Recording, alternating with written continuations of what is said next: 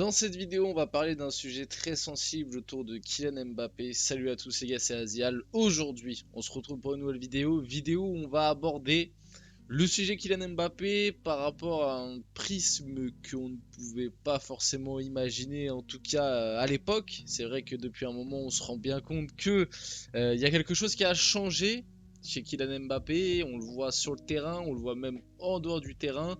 Et dans cette vidéo, on va revenir et parler un petit peu de tout ça par le biais aussi de Romain Molina qui a sorti des choses sur le joueur, sur ce qu'il se passe, sur son mal-être, hein, clairement sur le mal-être que peut ressentir Kylian Mbappé depuis un moment. Donc on va revenir par rapport à ça, ce qui va permettre de parler déjà du sujet globalement, c'est-à-dire voilà ce sujet de mal-être dans le monde du football, ce que peuvent des fois ressentir certains joueurs, la pression et encore plus la pression et les pressions que tu reçois, et encore plus quand tu es à la place d'un joueur comme Kylian Mbappé. Bref, beaucoup de choses à voir dans cette vidéo. Si on a le temps aussi et qu'on fait pas toute la vidéo là-dessus, j'ai prévu 2-3 petites autres actus après ça, bien évidemment. Mais avant que la vidéo commence, n'hésitez pas à la liker, à commenter, à partager, à vous abonner. Ça fait toujours plaisir et ça aide pour le développement de la chaîne. Et nous, on va pouvoir y aller dès maintenant. Donc, de quoi ça part? Pour faire très simple, bon, je pense que vous avez tous vu passer l'histoire autour de Mbappé. On va pas remettre une couche par rapport à ça. On va pas reparler de ça spécialement dans cette vidéo parce que maintenant on va laisser tranquillement l'enquête suivre son cours et on va attendre. Il y a la présomption d'innocence qui est là, donc voilà. Mais cette escapade du côté de la Suède et ce qui en a découlé après, on va dire, a fait remonter pas mal de choses et a fait sortir pas mal de choses, notamment Romain Molina qui en a parlé par rapport à une vidéo qu'il a sortie sur sa chaîne, mais qui a aussi, on va dire, remis une couche ou approfondi le sujet par rapport à une vidéo qui est sortie sur la chaîne de Coninterview. Donc je vous invite à aller voir les deux vidéos si vous voulez avoir un petit peu plus d'infos par rapport à ça. Et en gros, ce qui ressort un peu de ces deux vidéos où Romain Molina parle du cas Mbappé, c'est que le joueur ne va pas bien mentalement, sort beaucoup, a une certaine consommation d'alcool, et même au-delà de ça, serait vraiment au plus bas mentalement par rapport aux pressions qu'il a subies, par rapport aux dernières années, notamment du côté du PSG qui ont été très compliquées. Du côté de son entourage, apparemment son entourage ne serait pas le plus adepte à au mieux gérer sa carrière. Y a plein de choses qui font qu'à l'heure actuelle, Kylian Mbappé ne va pas bien. C'est aussi peut-être ça qui a déclenché le fait et l'action que moi je trouve totalement débile de sa part. Et c'est là que tu vois, peut-être il y a un mal-être, peut-être qu'il y a un problème aussi par rapport à son entourage qui ne lui a pas dit que c'était une mauvaise idée. Quand tu vois dans quel on va dire dans quel œil du cyclone tu étais déjà allé faire la fête en Suède à Stockholm avec des gens que tu connais pas forcément, dans un contexte que tu connais pas, et après aller accuser le PSG, aller dire que le PSG est responsable de tout ça, que ce soit en termes de communication, d'agissement, même par rapport à la suite de la saison, c'était pas le mieux à faire, c'était pas vraiment le meilleur move, et c'est là qu'on voit que Mbappé n'est peut-être plus aussi lucide. Euh, et, euh, et ouais, comme j'en avais parlé il y a quelques temps dans une vidéo, je disais, mais finalement, quand tu vois tous les derniers actes de Mbappé, est-ce qu'on voit encore un joueur qui a vraiment envie de pas jouer au football? Je vais pas aller jusque-là, mais est-ce on voit encore un joueur qui a envie de tout casser footballistiquement parlant? Est-ce qu'on voit un joueur qui a encore une détermination à toute épreuve sur le terrain? Est-ce qu'on voit un joueur qui a encore la motivation? Est-ce qu'on voit un joueur qui charbonne, qui s'entraîne?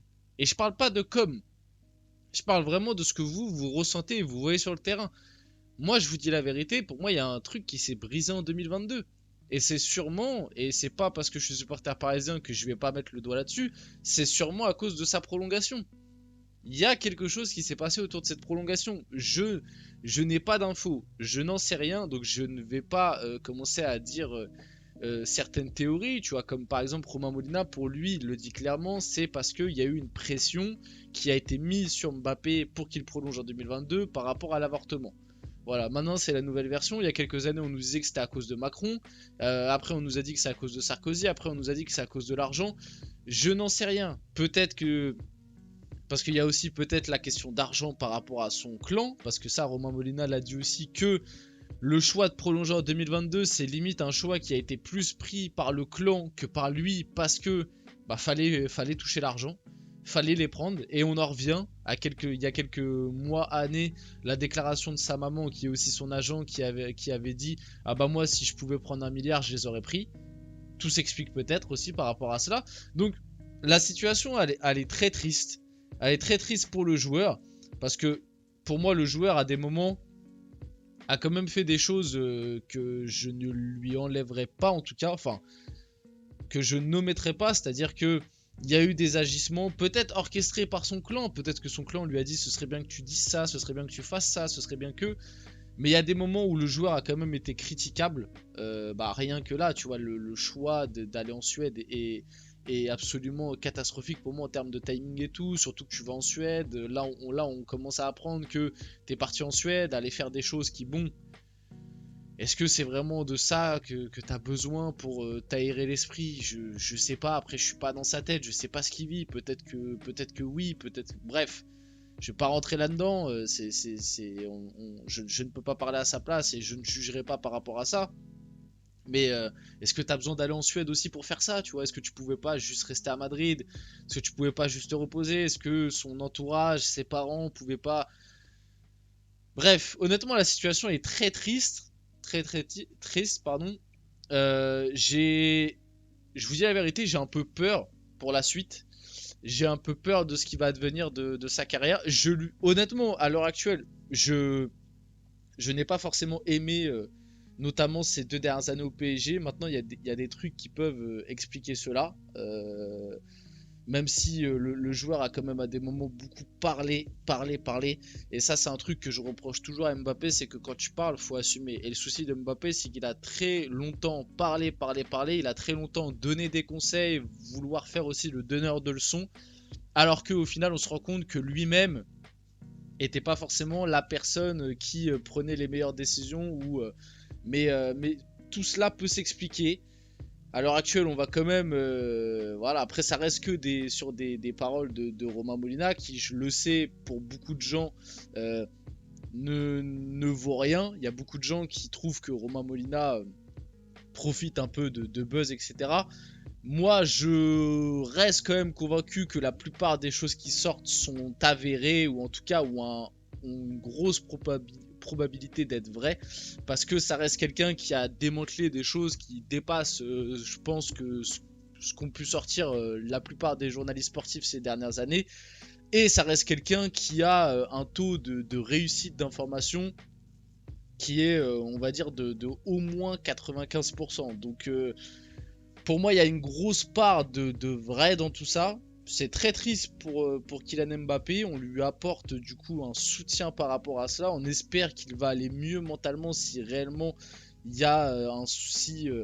Voilà, s'il y a et on espère, enfin, s'il se sent vraiment pas bien du tout. Et on espère que son entourage surtout va agir.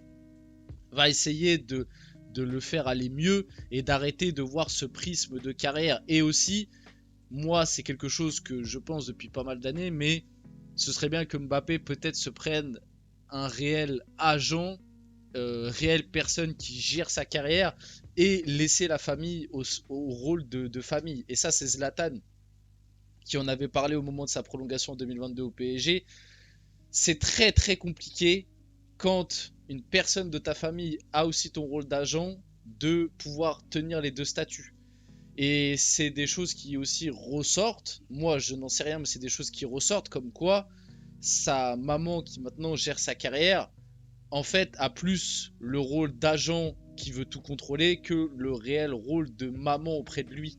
Et je trouve ça quand même très triste qu'à 25 ans, tu n'aies pas ce rôle de maman à qui tu peux te confier et que tu aies juste ce rôle d'agent. Maintenant, je sais pas. Je suis pas auprès de lui. Comme je vous ai dit, là, j'ai fait que parler par rapport à des infos qui sont sorties, des trucs qui sont sortis. Je n'ai pas plus d'infos moi personnellement. Je n'en sais rien. Mais c'est vrai que si tout cela s'avère vrai, c'est très très triste. Maintenant, j'aimerais bien avoir votre avis un peu sur tout ça dans les commentaires. En restant courtois, poli, n'hésitez pas à me dire ce que vous pensez de tout ça. À liker, à commenter, à partager et à vous abonner après avoir vu cette vidéo si elle vous a plu. C'était Azial et on se retrouve très rapidement pour une prochaine vidéo.